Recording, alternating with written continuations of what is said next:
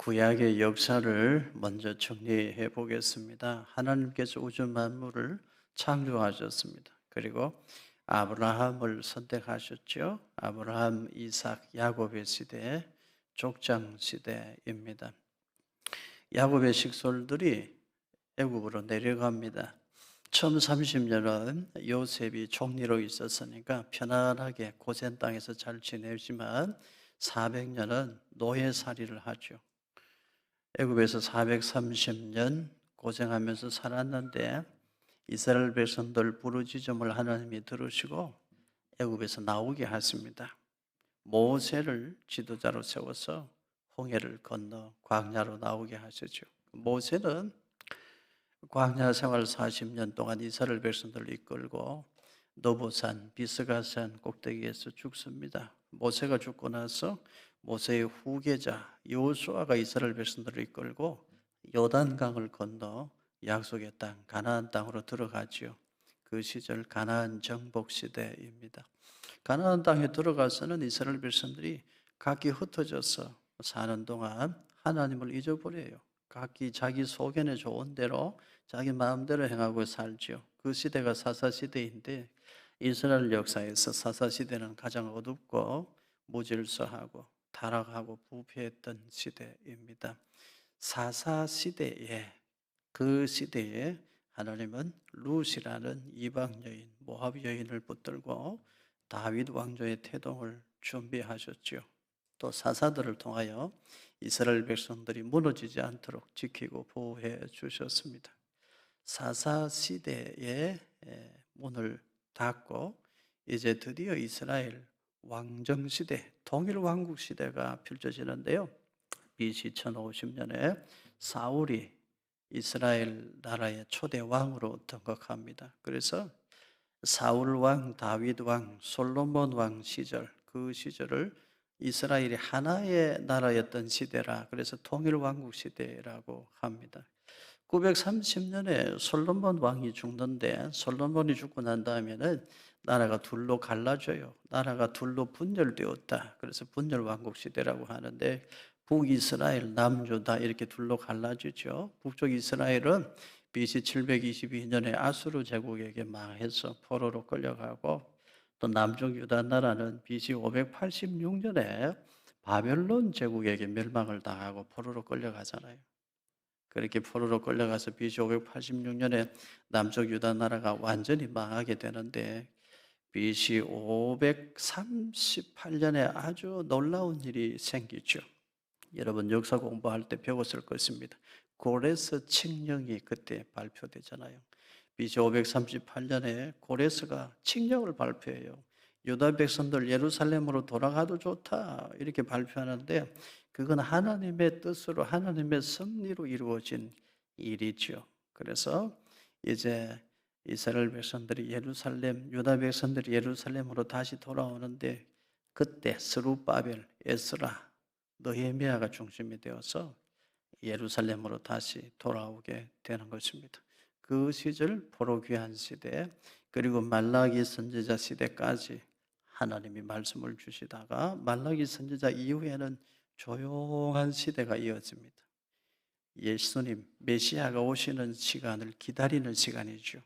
조용히 기다리다가 마침내 때가 되면 예수님이 오셔서 신약 시대로 펼쳐진 것입니다. 오늘 우리는 사사 시대에서 통일 왕국 시대로 넘어가는 단계의 말씀을 읽었습니다.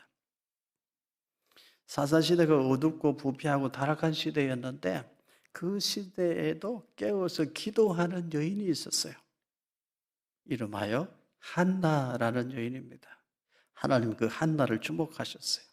이름이 참 좋아요. 한나는 이름의 뜻이 은총이라 은혜라 그런 뜻입니다. 한나는 사사시대의 아픔을 가슴에 부여잡고 하나님 앞에 눈물 흘리며 기도하는 여인이었습니다. 하나님은 그 한나의 기도를 주목하셨어요. 한나의 기도를 들으시사 한나에게 아들을 주십니다. 그 아들의 이름이 무엇입니까? 사무엘입니다. 우리가 사무엘 상하를 이제 공부하는 것입니다. 한나가 눈물로 기도했더니 하나님께서 아들을 기도 응답으로 주셨어요. 그가 사무엘인데 사무엘 선지자가 사사시대의 아픔을 치유해요. 그리고 사울 왕에게 기름을 부어서 통일 이스라엘 왕국 시대를 열어놓는 것입니다. 이스라엘 역사에서 가장 영광스러웠던 시대를 들라고 하면 다윗 왕 시절, 솔로몬 왕 시절이죠. 다윗에게 기름을 부은 사람이 다윗에게 기름을 부은 사람이 사무엘 선지자예요.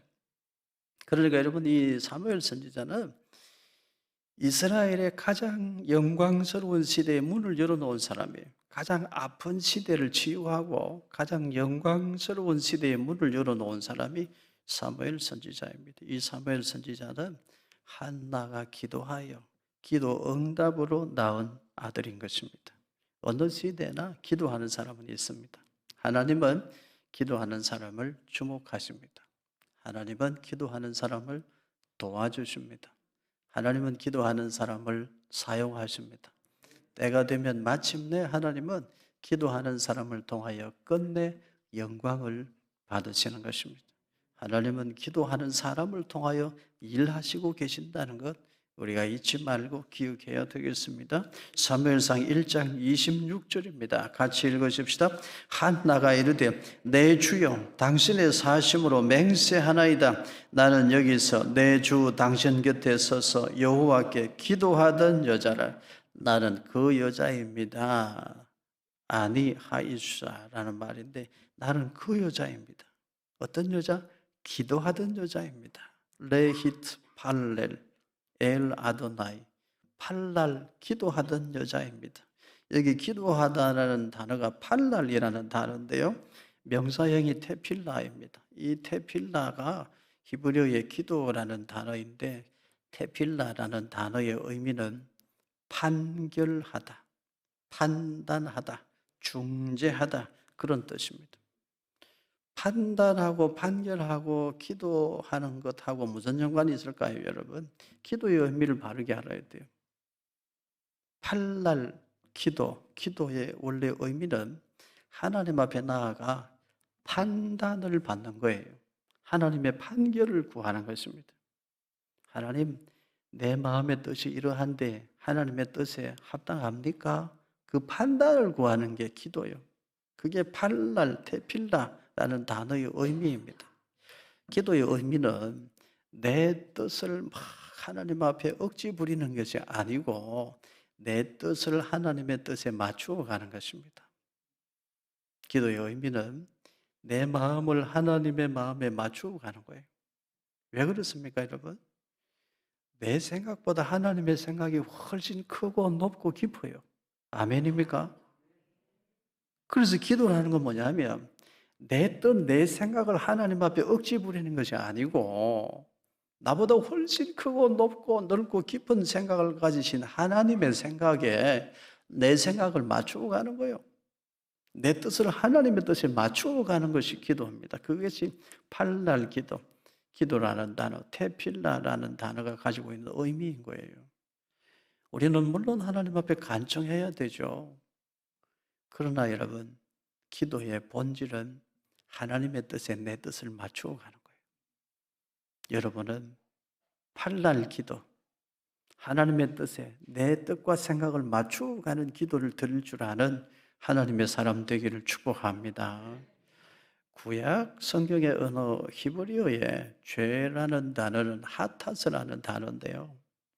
방향이 틀려먹었다는 뜻이에요. 방향이 잘못됐다. 신약 성경의 언어 헬라어에 죄라는 단어, 하마르티아라는 단어인데 의미가 똑같아요. 방향이 잘못됐다. 방향이 틀렸다는 거예요. 목적이 잘못되고 방향이 잘못된 것이 죄라는 것입니다.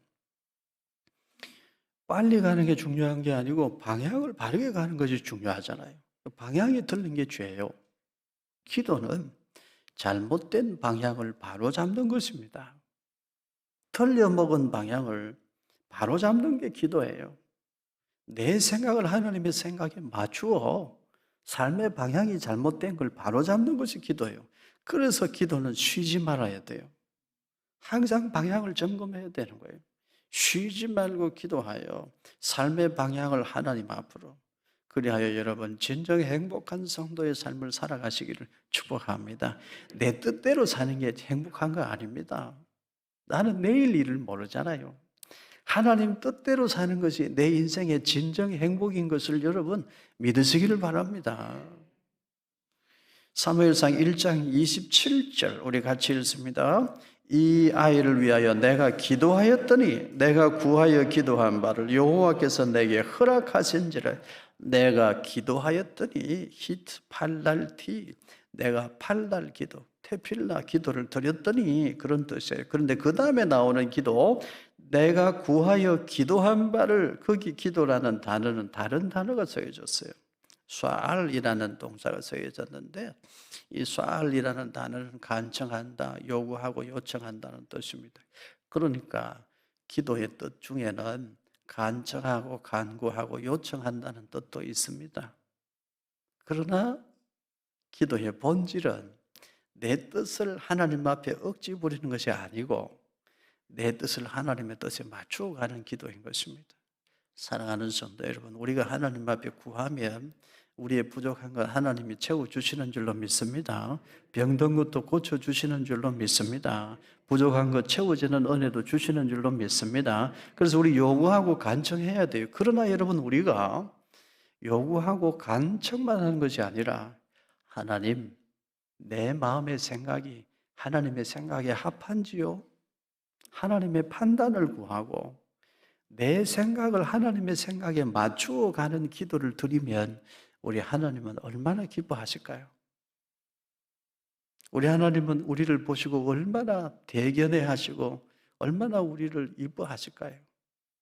여러분, 간청하는 기도도 드려야 되겠습니다만 이제 여러분은 내 뜻을 하나님의 뜻에 맞추어 가는 기도를 더 뜨겁게 들을 줄 아는 기도의 진심인 성도 되기를 주의 이름으로 축원합니다. 한나는 간청하며 기도했는데 무엇을 간청했나요? 하나님, 이 어두운 시대, 사사시대를 치유할 사람이 필요하지 않습니까? 하나님, 나에게 아들을 주시면 그 아들을 그렇게 하나님 앞에 쓰임 받도록 하나님께 드리겠습니다.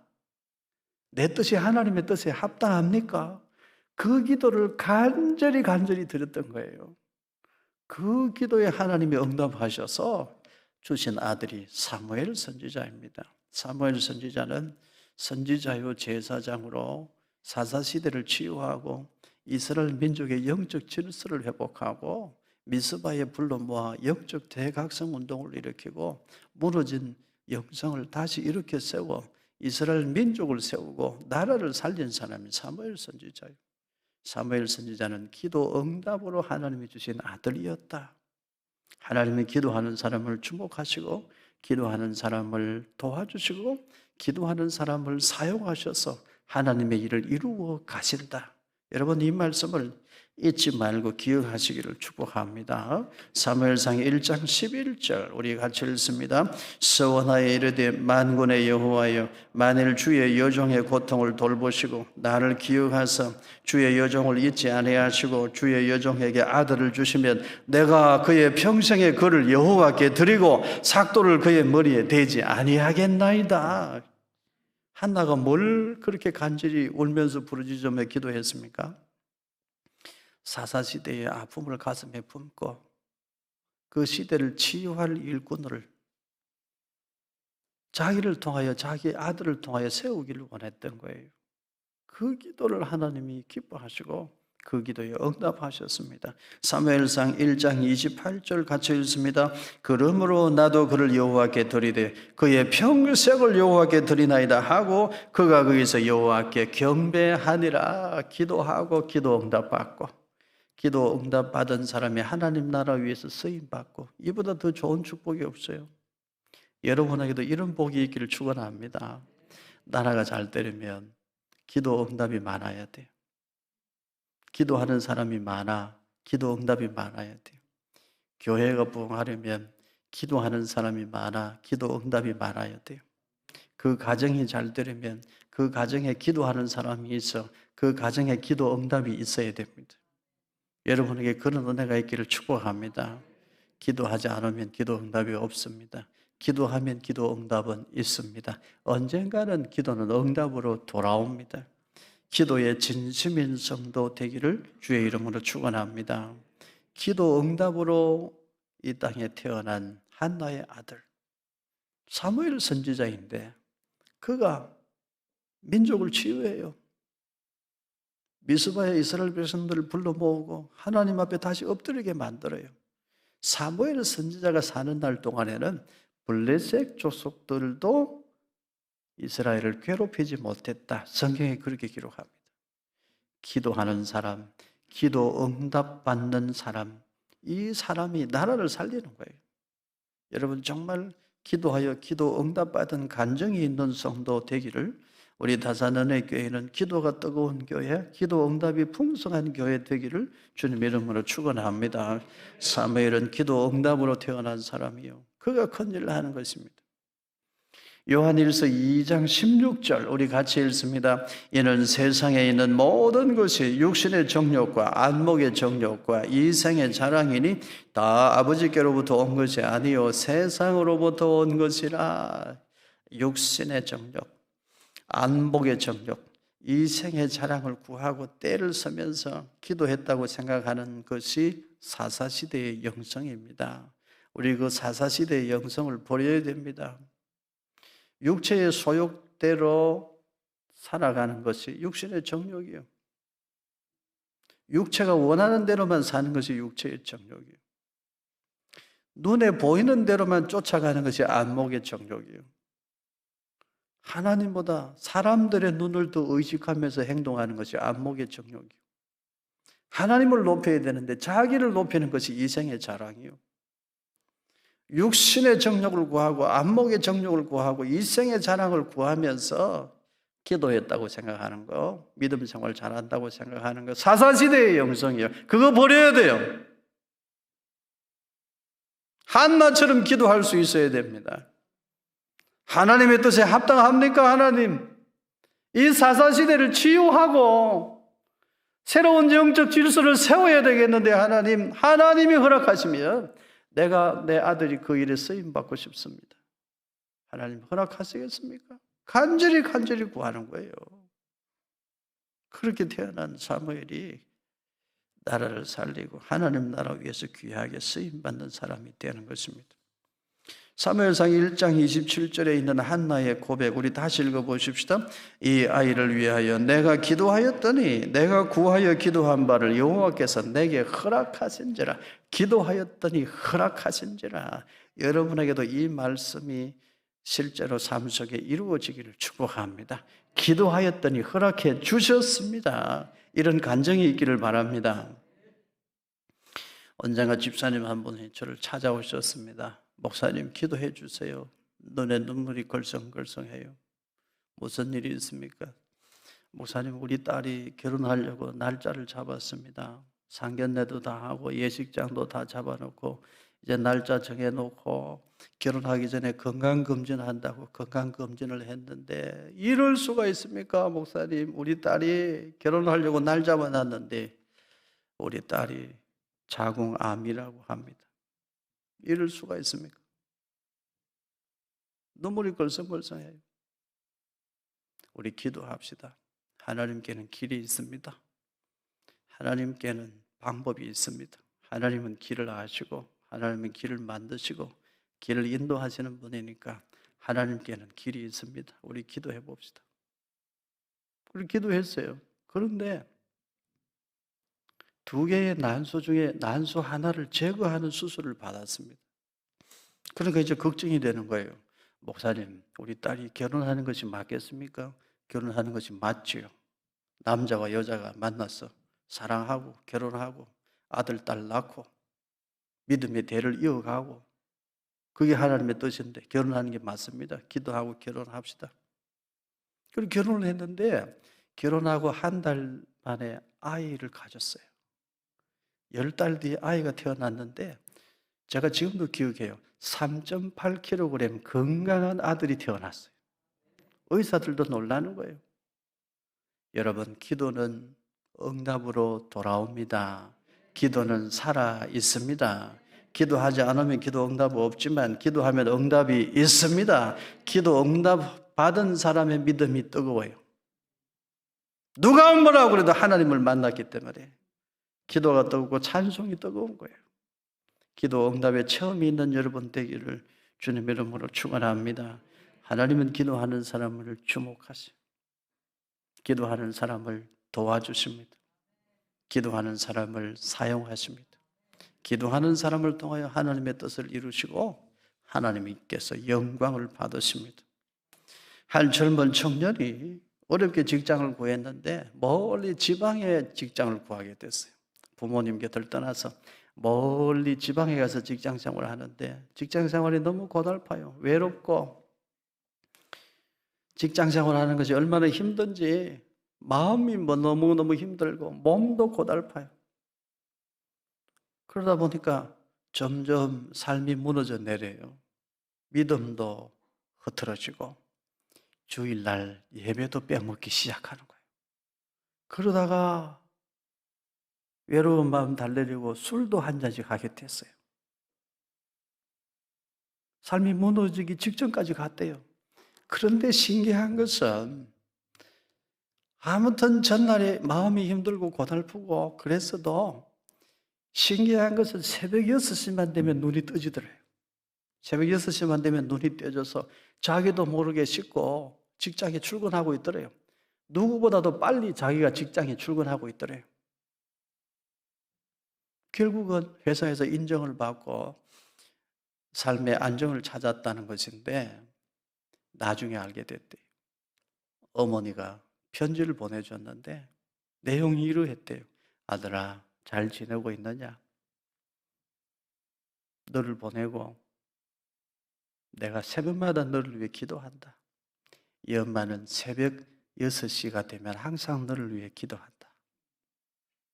그 기도한다는 말씀 편지를 통해서 읽으면서 이 아들의 눈에 눈물이 흐르는 거예요. 아, 그랬구나. 내가 혼자 이 지방으로 내려와서 내 인생이 무너질 뻔했는데 우리 어머니의 기도 덕분에 내가 살았구나. 어쩌다 내가 술자리에 앉게 되었을 때 그때에도 내 신앙 양심이 움직여 내가 완전히 세상 사람으로 무너지지 않도록 나를 지켜준 거 우리 어머니의 기도 덕분이구나. 그걸 깨닫고 다시 정신 차려 믿음도 회복했다는 이야기입니다. 기도는 살아있습니다. 기도는 응답으로 돌아와요. 내가 기도하면 내 곁에 있는 사람도 살아납니다. 기도의 진심인 성도 되어야 되겠습니다. 탕자 오거스틴 뒤에는 기도하는 어머니가 있었어요. 방황하던 삶을 청산하고 성자가 되었던 오거스틴의 뒤에는 기도하는 어머니 모니카 여사가 있었어요. 위대한 부흥사 요한 웨슬리, 수많은 영감의 찬양을 지은 웨슬리, 찰스 웨슬리, 그들의 뒤에는 기도하는 어머니 수산나 여사가 있었어요. 미국 사람들이 지금도 가장 존경하는 미국의 역대 대통령 중에 아브라함 링컨이 있죠. 링컨은 너무나 가난한 집안에서 태어난 사람인데 그 링컨 뒤에는 누가 있었어요? 기도하는 어머니 낸시 여사가 있었어요. 사사시대의 어둠을 치유하고 이스라엘의 영성을 회복하고 영적 질서를 다시 회복한 사무엘 선지자, 시대적 사명을 충분히 감당했던 위대한 인물 사무엘 선지자 뒤에는 누가 있었습니까? 기도의 어머니 한나가 있었어요. 기도는 나를 살리지만 내 곁에 있는 사람을 살립니다. 오늘 기도하면 내일은 더 웃을 수 있습니다. 내가 더 기도하면 내 곁에 있는 사람들이 더 행복해집니다. 기도는 먼저 나를 깨끗해 하고 기도는 나를 축복의 통로로 만들어주는 힘이 있기 때문에 그렇습니다. 지난 주간 제가 일본에 다녀왔습니다. 선교사님 이야기 들으면서 많은 것을 생각했습니다. 제가 본 일본은 깨끗하다, 질서정연하다, 정리가 잘 되어 있다 이런 생각을 했어요. 일본에 가서 보니까 뭐든지 작고 깨끗하고 아주 정리가 잘 되어 있어요. 나무도 보니까 다 잘 예쁘게 다듬어 가지고 그렇게 정리가 잘 돼 있는 것을 봤어요. 그리고 일본이라는 나라는 질서를 잘 지킨다. 지금도 보니까 학생들이 교복을 입고 좌측 통행을 잘 하더라고요. 질서를 잘 지켜요. 카페에 들어가서 차를 마시는데 우리 동료들이 같이 앉기에는 의자가 모자라서 저쪽 편에 있는 의자를 가져다가 이렇게 당겨놓고 앉았거든요. 그러니까 그 카페 매니저가 와서 다시 원위치로 해달라고 요구를 했어요. 우리는 어떻습니까? 카페에 가면 의자 좀 당겨서 앉고 이렇게 하잖아요. 우리 1층 카페 제가 주일 오후에 가보면 완전 뒤죽박죽이에요. 의자 색깔도 하나도 안 맞고 여기 의자를 어떻게 저기까지 끌어갔을까? 이야, 기가 막힌다. 이 무거운 의자가 저쪽은 누가 이걸 끌고 갔을까? 뭐 사람 사는 세상이 그렇잖아요. 휴지도 좀 떨어져 있고 줄도 좀 삐뚤어져 있고 그게 사람 사는 세상 아니겠어요? 그게 자유가 있는 것이고 나중에 원위치만 시켜놓으면 좋은데 우리가 또 그게 또 잘 안 돼. 막 갈 때는 그냥 다 집에 가버려요. 제가 홀로 월요일 날 나와서 그거 정리할 때가 있습니다. 그래도 기뻐요. 사람 사는 세상에 좀 휴지도 좀 떨어져 있고 뭐 흐트러진 것도 있고 이래야 되잖아요. 그런데 일본에 가보니까 그런 게 없어요. 딱 정해진 자리 그 자리에만 앉아야 되고 정해놓은 규칙 그대로 순종하면서 살아야 되더라고요. 왜 그럴까? 왜 그럴까 제가 생각해 봤어요. 일본은 정해진 규칙, 정해진 질서, 거기에 순응하면서 사는데 국민들이 다 그걸 받아들이고 있더라고요. 이유가 뭐냐 보니까 지진 때문이에요. 지진이 일본에 미친 영향력이 이렇게 크구나, 그걸 생각했습니다. 우리나라처럼 대단지 아파트가 없어요. 101동, 102동 이런 게 없어요. 한 동짜리, 있어도 한 동짜리 만션이라고 하는데 한 동짜리가 있고 근데 거기는 전부 복도식으로 되어 있어요. 옆집과 옆집 사이에 작은 칸막이만 있어요. 언제나 이동할 수 있도록 되어 있더라고요. 그리고 신기한 것이요. 지하 주차장이 없어. 거의 지하 주차장이 없어. 지상에 주차를 하는데 주차비가 비싸요. 지하철도 보니까 저게 지하철 입구인가 싶을 정도로 아주 작아요. 이유가 뭐냐? 지진 때문이더라고요. 그래서 권력에 순응하고 정해진 규칙과 질서에 순종하는 민족이 되었구나 이런 생각을 했습니다. 지진이라는 환경적 요인이 이렇게 큰 영향을 미치는구나 그걸 생각했는데 단체 생활 안 하면 안 되는 거예요. 단체 생활에 적응을 못하면 이지메라고 해서 왕따를 시켜버리고 그 조직 사회에서 그래도 안 되면 사무라이들이 가서 칼로 베어버린대요. 그게 일본이더라. 안타까운 것은 일본의 복음화율이 너무 낮다는 것입니다.